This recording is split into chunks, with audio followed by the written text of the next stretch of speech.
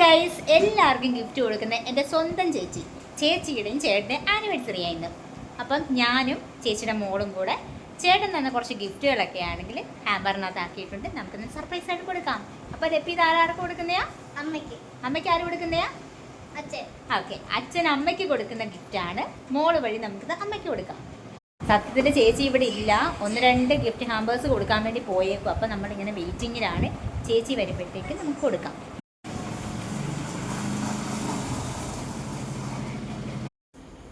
Surprise!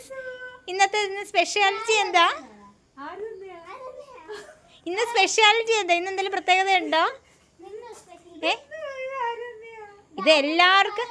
ഇതെല്ലാവർക്കും gift കൊടുക്കുന്ന ചേച്ചിക്ക് ഇന്ന് ആരോ ഗിഫ്റ്റ് തന്നതാ. ഇന്നത്തെ പ്രത്യേകത എന്താ?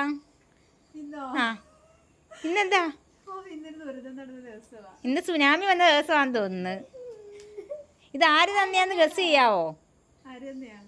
ആരായിരിക്കും? അല്ല, വേറെ ആരെങ്കിലും ഉണ്ടോ ഇത് തരാൻ പറ്റിയേ? വേറെ ആര് തരാൻ പറ്റും?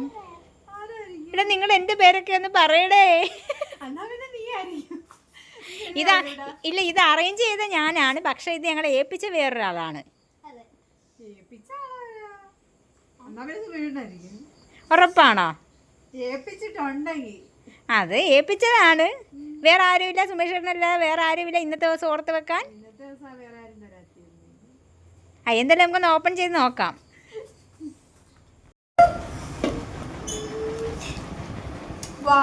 സൂപ്പർ.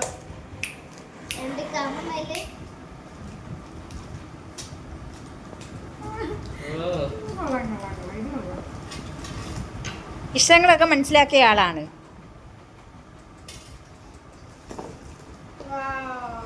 ഇഷ്ടപ്പെട്ടോ? അപ്പൊ എന്തെങ്കിലും പറയാനുണ്ടോ?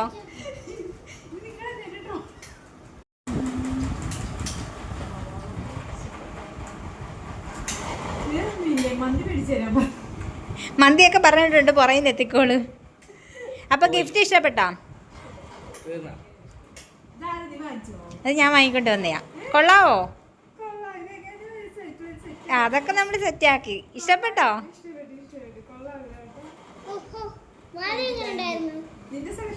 എൻ്റെ സെലക്ഷനാ. താങ്ക് യു പറയേണ്ട ഹസ്ബൻഡിൻ്റെ അടുത്താ കേട്ടോ. ഞാനിത് വാങ്ങിയെന്ന് മാത്രമേ ഉള്ളൂ.